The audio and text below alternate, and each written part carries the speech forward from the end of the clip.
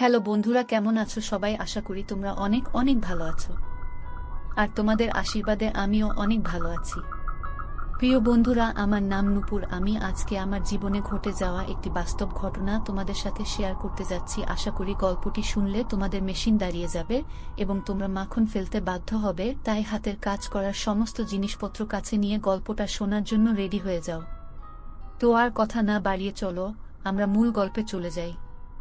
তিথিকে যখন বিয়ে করি তার বয়স তখন 14। সম্পর্কে আমার ফুফাত বোন। আমার দাদির ইচ্ছায় বিয়েটা হয়েছিল। পরিবারের বড় ছেলে হওয়ায় আমাকে এই কুরবানির শিকার হতে হয়েছিল। ওকে যখন বিয়ে করি আমার বয়স তখন 26। বুঝতেই পারছেন, দুজন দুই গ্রহের বাসিন্দা। দাদিও ছিল শেষ পর্যায়ে, কোনো রকম হাঁটতে চলতে পারত। তাই একদিন বাবা ও আর ফুফুকে ডেকে এই কুরবানির ব্যবস্থা করে। তার এক কথা, নাতবু দেখে যাবে আর তিথির সাথেই আমার বিয়ে দিবে। তাই তো এক প্রকার জোর করেই তিথির সাথে আমার বিয়েটা হয়েছিল। অনিচ্ছা সত্ত্বেও দাদির জোড়াজুড়িতে বসর ঘরে ঢুকতে হয়েছিল। ঘরে ঢুকতেই রোবটের মতো খাট থেকে নেমে সালাম করা শুরু করলো। করছে তো করছেই, আমি কিছু বলছি না। প্রায় 2 মিনিট করার পর ধমক দিয়ে বললাম, কিরে কি করিস? তিথি, সালাম করি। তা তো দেখতেই পারতেছি এতক্ষণ ধরে সালাম করতে হয়। নানি তো বলছে আপনি যখন আমাকে উঠাবেন তখন সালাম করা বাদ দিতে। ওর কথা শুনে তো আমার পেট ফেটে হাসি পাচ্ছে। তো আর কি কি বলছে তোর নানি? আরো অনেক কথা বলছে। কি কি বলছে? পেটে হাসি চেপে রেখে বলছে আপনার বুকে মাথা রেখে রাতে ঘুমাতে আপনি যদি আমাকে জড়িয়ে ধরেন আমি যেন বাধা না দেই, চিৎকার চেঁচামেচি যেন না করি। হয়েছে, এবার থাম, চল খাটে বসে পড়। নানি বলছে আমাকে কুলে করে নিয়ে যেতে। তিথি কানের নিচে একটা চটকানা দিয়ে দাঁত ফালায় দিমু। ওরে কুলে করে খাটে নিতে হবে? যা খাটে যা। ও এইবার বুঝছি নানি কেন চিৎকার করতে না করছে। কি বুঝছস? আমি এই যে আপনি আমাকে থাপ্পড় মারবেন, আমি ব্যথা পাবো, তাই যেন চিৎকার না করি। চিৎকার করলে তো মামা এসে আপনাকে মারবে। মনে নাই একদিন আপনি আমাকে মারতেছিলেন আর আমি চিৎকার করতেছিলাম, তখন মামা এসে আপনাকে কি দৌড়ানিটা দিছিল বলেই ফিক করে হেসে দিচ্ছে। আপনি মারেন, আমি চিৎকার করব না। ওর কথা শুনে আমি হাসব না কাঁদব ঠিক বুঝতেছি না। কি হলো, মারেন না হলে কুলে করে বিছানায় নিয়ে যান। ওই তোর সাহস একদিনেই বেড়ে গেছে, আমার কথার উপর কথা বলিস। যা বিছানায়, ধমক দিয়ে। ও আবার আমায় খুব ভয় পায়। ভয়ে কাঁপতে কাঁপতে বিছানায় গেল। আমিও বিছানায় গিয়ে হাতে থাকা একটা জামা ওর হাতে দিলাম। কিছুদিন আগেই ও আমায় ফোনে বলছিল, ভাইরা এবার আসার সময় আমার জন্য একটা হলুদ কালারের জামা নিয়ে আসবেন। ওটাই আজ দিলাম। চ্যানেলটি সাবস্ক্রাইব করে রাখুন, তাহলে পরবর্তী ভিডিও দিলে আপনার কাছে নোটিফিকেশন চলে যাবে। ভাইয়া এটা কি? তিথি খুলে দেখো। ওয়াও, অনেক সুন্দর হয়েছে ভাইয়া। থ্যাংক ইউ বলেই গালে একটা চুমু দিল। আচ্ছা আপনি এমন কেন? কেমন আমি? এই যে ড্রেসটা এখন দিলেন, আগে যদি দিতেন তাহলে এটা পরেই আসতাম। কি শাড়ি পরাইছে? আমি পরবই না, তারপরেও বলে বিয়েতে শাড়ি পরতে হয়। আচ্ছা ভাইয়া, বিয়ে কি? তোর অত কিছু জানতে হবে না, শাড়িটা খুলে এটা পরে আয়। শাড়ি পরে ঘুমাতে পারবি না? আচ্ছা বলেই শাড়ি খুলতে লাগল। ওই কি করিস? কেন আপনি না বললেন এটা পরতে? বলছি তাই বলে কি এখানে? কেন কোনো সমস্যা? না কোনো সমস্যা নাই, যা বাথরুমে গিয়ে হাত মুখ ধুয়ে ওখান থেকে কাপড় পরে আয়। আচ্ছা বলেই বাথরুমে চলে গেল। কিছুক্ষণ পর ড্রেসটা পরে এসে বলতেছে, ভাইয়া কেমন লাগছে আমাকে? সুন্দর লাগতেছে, মামা মামিকে দেখিয়ে আসি। না এত রাতে যেতে হবে না, আর আজ থেকে মা বাবাকে আর মামা মামি ডাকবি না। কেন? কি ডাকব আঙ্কেল আন্টি? না, মা বাবা বলেই ডাকবি। বিয়ের পর সব মেয়েরাই তার স্বামীর মা বাবাকে মা বাবা বলেই ডাকে। যাহ, আমি পারবো না, আমার লজ্জা লাগে। এই দিকে আয়। কেন মারবেন? না আয়, শুন তোকে কিছু কথা বলি। বিয়ের পর মেয়েদের কিছু জিনিস পরিবর্তন করতে হয়। তার স্বামীর বাবা মাকে মা বাবাই ডাকতে হয়, চঞ্চলতা কমাতে হয়, আর কথা কম বলতে হয়। মনে থাকবে? থাকবে। ঠিক আছে, এখন ঘুমা। বলেই আমি শুয়ে পড়লাম। ও শুয়ে পড়ল, কিন্তু বালিশে না, আমার বুকেই। কি রে, খাটে কি বালিশের অভাব হয়েছে? নানি তো বলছে এভাবে ঘুমাতে। ওর কাণ্ড কারখানা দেখে আর কিছু বললাম না। সকালে ঘুম থেকে উঠে ফজরের নামাজ পড়তে গেলাম। নামাজ পড়ে হাঁটতে হাঁটতে বাজারে গেলাম চা খেতে। চা খেয়ে বাড়ি এসে দেখি সবাই কেমন কানাঘোষা করতেছে। আমি তো আক্কা না করে রুমে গেলাম। কিছুক্ষণ পর দাদি আসলো। এসেই তিথিকে খোঁজা শুরু করলো। আমায় বলতেছে, কি নাতি, আমার নাতনিটারে কই রাখলা দেখি, একটু কেমন হলো? তোমার নাতনি আগে যেমন ছিল তেমনি আছে, তাকেই আমার নাত বুটা। তোমার নাত বউকে কি আমি পকেটে করে নিয়ে বসে আছি যে আমায় জিজ্ঞেস করতেছ?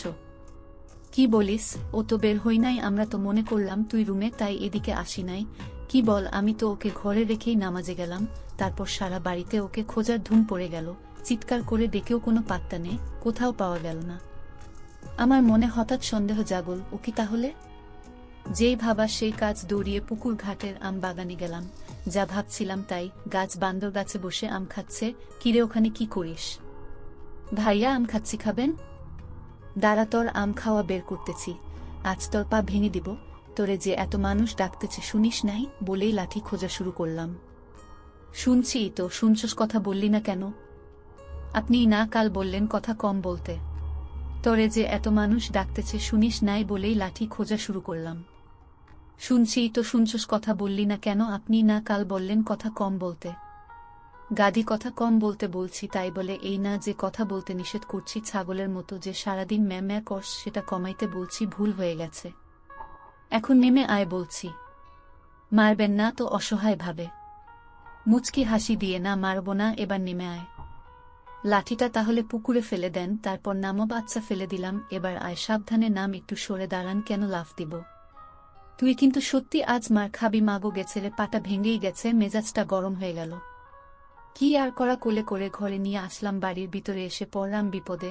সবার মুখে এক কথা, কি ডাকাত ছেলেরে, ছেড়িটারে কি করছে।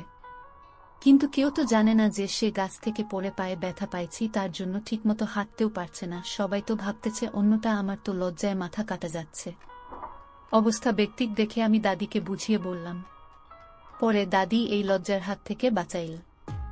বাড়ির মাঝখানে গিয়ে মোকে জোরে ডাক দিল। মা সামনে আসতেই মাকে বলল, বয়ামা দেখ, তোমার ছেলের বউ এর কাণ্ড। এই সকাল বেলা গিয়ে গাছে উঠে কেমন পাটা ভেঙে আনল।